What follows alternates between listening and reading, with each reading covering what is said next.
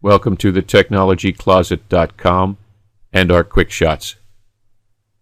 Today we're going to visit Network and Sharing Center. To get to the Network and Sharing Center, you must open the desktop.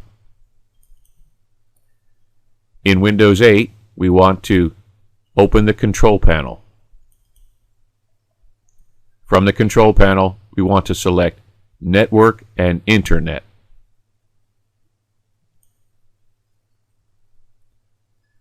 From this screen, we want to select Network and Sharing Center.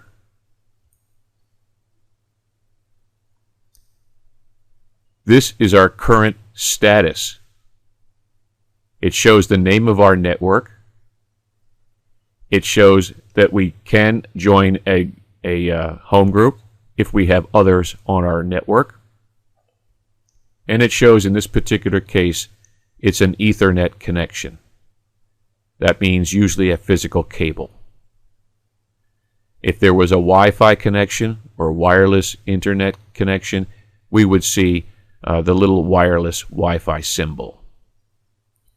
On the left-hand side of the screen, we have Change Adapter Settings and Change Advanced Sharing Settings.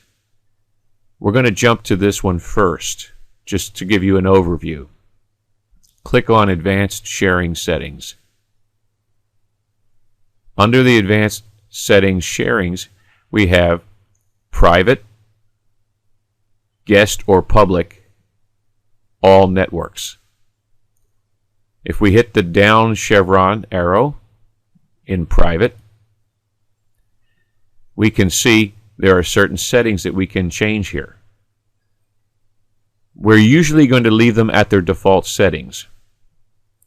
For example, we want to turn on network discovery if it's not. That is, if we have other computers on our network. We have to discover them, and then Windows has to automatically set up the network connection services or devices. So that's our basic default setting. If we're going to share a printer or folders or files, they must be turned on. And then we also must allow Windows to manage the home group connections. Again, this is related to any computer that is connected to your home network or to your small office network. Leave the defaults alone. Now let's look at the second one, the guest or public.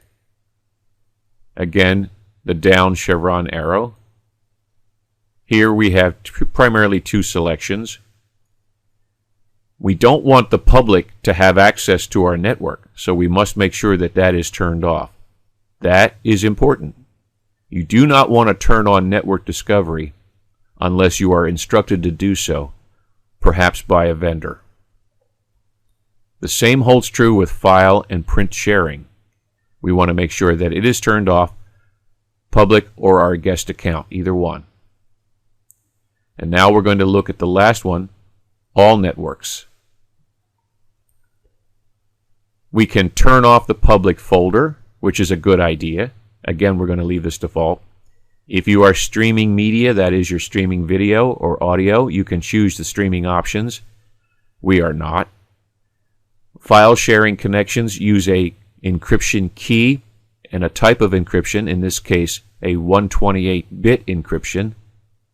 We can also use a lower type bit rate for encryption if devices that are shared cannot use the 128. Again, I would not change this. The only thing that I possibly might change to make your life easier if you have a home network would be to turn off the password protected sharing. Password protected sharing simply means if a computer on your network wishes to communicate with your computer, they have to put in a password that you have supplied to them. To make life easier for everyone else, if you just simply turn it off, there's no need for a password. Let's go back to our main screen and back to Change Adapter Settings. Be very careful here because if you make changes in the adapter, you can literally stop your system from working as far as network connection, including your internet. Let's click on that. It shows that we have an Ethernet connection.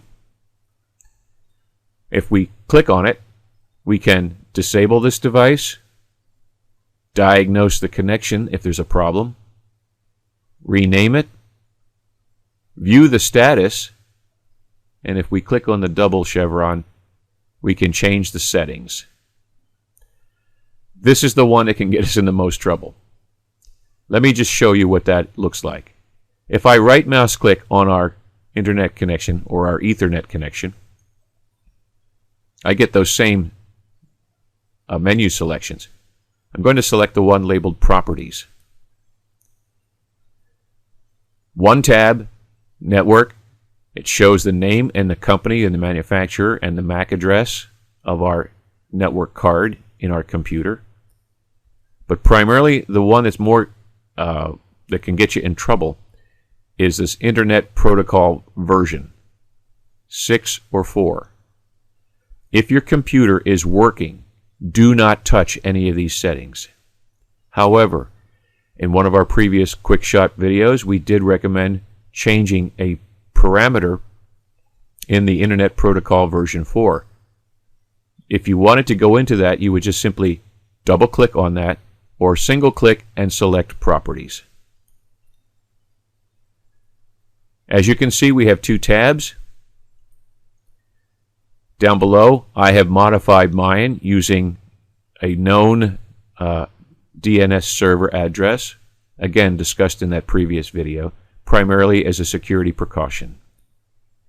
I recommend that you do not change anything in this box unless you're instructed to do so.